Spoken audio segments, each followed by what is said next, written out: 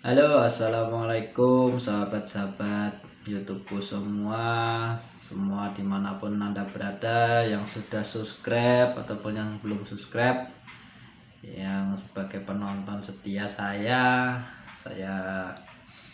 doakan semoga sehat selalu, murah rezekinya, diluaskan rezekinya, selalu dalam perlindungan dan pertolongan Allah di dunia dan di akhirat, dan mendapatkan rahmat di dunia dan di akhirat berkat Sayyidina Rasulullah Shallallahu Alaihi Wasallam.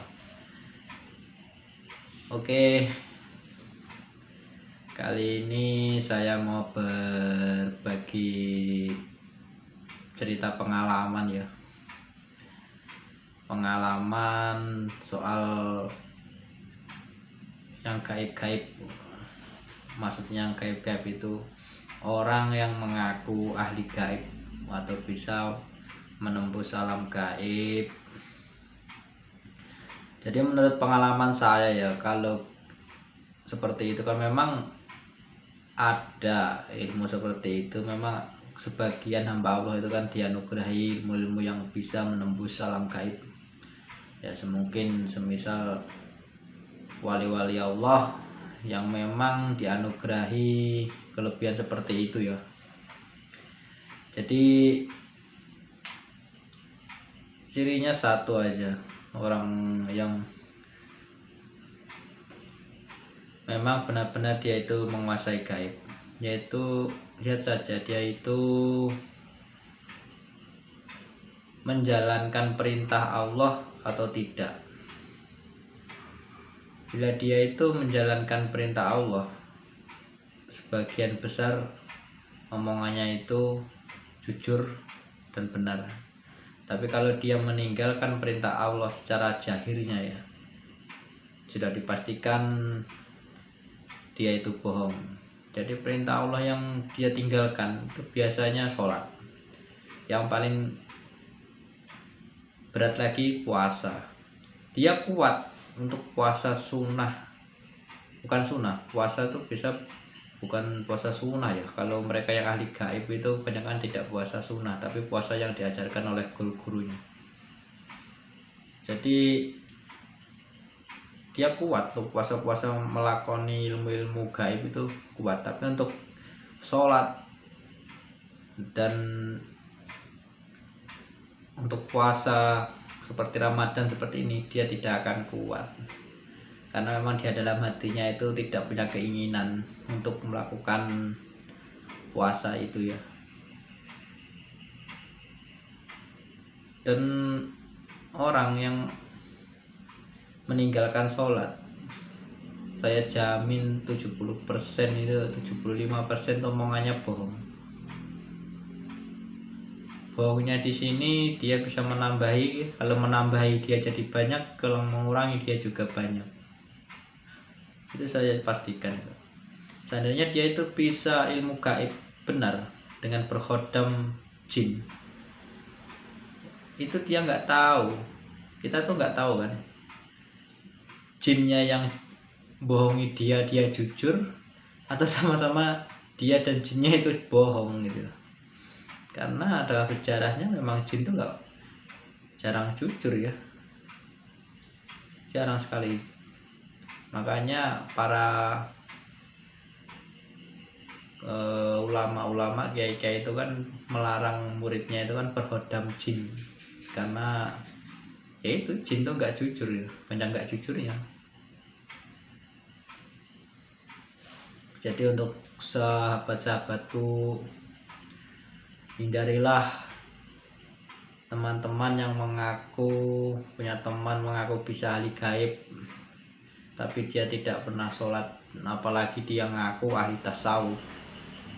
Karena kebanyakan mereka tuh bilang kalau orang sudah ilmunya tinggi itu tidak sholat lagi. Itu sesat, itu ajaran sesat, aliran sesat. Tidak ada kisahnya orang tasawuf itu nggak sholat. Semuanya wali-wali Allah itu sholat semua, sebagaimana Rasulullah sholat. Tinggi mana pangkatnya dibanding Rasulullah, kok dia berani nggak sholat? Itu iblis, itu khodamnya iblis. apalagi kalau dia mengaku ahli gaib. Jadi dia nggak sholat di dunia manusia ini, tapi sholatnya itu di alam gaib, memimpin para jin. Kalau omongan itu keluar dari mulutnya dia sendiri, itu kebohongan saja itu daripada menipu muslihat. Ya kebanyakan mereka ya dan nipu. Biasanya mengatakan hodam ini hodam itu. Bila kalian sakit, kalian datangi dia, pasti dia bilang, oh diganggu jin ini jin itu, punya kesalahan ini itu. Itu bohong semua ya. Baik, kita itu cari aman saja, kita berserah diri kepada Allah.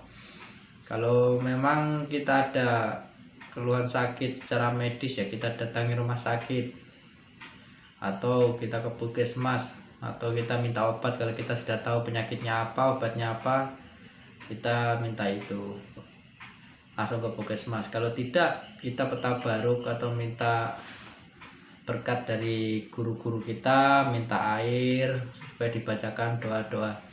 Sedangkan air yang dibacakan doa-doa itu kan sudah nyata, sudah dibuktikan. Makanya membuktikan itu kan bukan orang Islam ya, tapi orang ateis, orang kafir ya kan. Membuktikan kalau air doa itu, air doa yang dibacakan ayat-ayat Al-Quran ataupun sholawat itu mempunyai cahaya yang bisa menyembuhkan kan. Berbeda dengan cahaya-cahaya yang tidak, air yang tidak dibacakan Al-Quran atau ayat-ayat Al-Quran ataupun sholawat itu beda. Jadi kalau kita punya problem masalah, janganlah kalian tuh pergi ke istilahnya tuh orang pintar, dukun. Dia sendiri aja punya problem yang dia sendiri nggak tahu. Kalau kita ke datangi guru, tuan-tuan guru yang itu, kita tuh kan minta doanya. Sedangkan tuan-tuan guru itu kan orang-orang yang dosanya tidak ada, ataupun bahkan ada itu sekalipun ada ya kecil, itu mudah pengampunannya dan mudah sekali Allah Ta'ala itu mengabulkan doanya. Jadi kita minta barokahnya tuan guru itu. Baik, seperti itu ya kawan-kawan. Daripada kalian tuh pulang pergi ke ahli gaib, artinya ilmu bisa ini memang benar, sebagiannya benar, cuma nanti ya banyak nipunya juga. Di antara perkataan yang benar itu banyak nipunya gitu.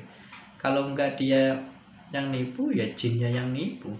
Itu menurut pengalaman saya, karena saya pernah belajar itu kan, karena saya belajar itu pengen punya sanad. Ternyata sanad dia itu enggak ada. Dia itu belajar dari internet. Lah kalau dari internet saya juga bisa menggoogle sendiri tanpa sanad. Sedangkan saya pengen ilmu itu yang bersanad, ternyata tidak ada sanadnya. Dan itu alhamdulillah sudah terbongkar sekarang. Karena saya tuh curiganya itu dia itu tidak sholat, dan ngaku sholat itu dia di alam gaib, mengimami seluruh jin-jin Islam dan lain sebagainya itu. Sedangkan di dunia ini saya nggak pernah dilihat sholat, apalagi puasa. Dan saya nggak mau bongkar dia itu siapa, karena ada perjanjian antara saya dan dia. Nah, kalau dia tidak mengulangi lagi perbuatannya, mungkin saya bisa maafkan. Tapi kalau dia nanti ngulangin ataupun dia tidak tidak bertanggung jawab atas perbuatannya menipu saya, ya saya akan beritahukan siapa dia itu. Dia orang dikenal kok, orang dikenal. Jadi dia tuh ketahuan menipu saya itu ya karena pertolongan Allah juga. Saya minta petunjuk ke Allah. Saya membuktikan ilmu-ilmunya itu tidak ada fungsinya. Jadi saya curiga ya. Jadi saya minta petunjuk ke Allah. Akhirnya saya diberitahukan melalui orang lain, dan saya buktikan ternyata memang dia itu tidak bisa apa-apa. Ya mudah-mudahan ini bermanfaat ya saudara-saudaraku. Mudah-mudahan kita selalu dalam lindungan Allah dari orang-orang yang punya sifat seperti itu ya, yang sifat menipu, ingin terkenal karena itu.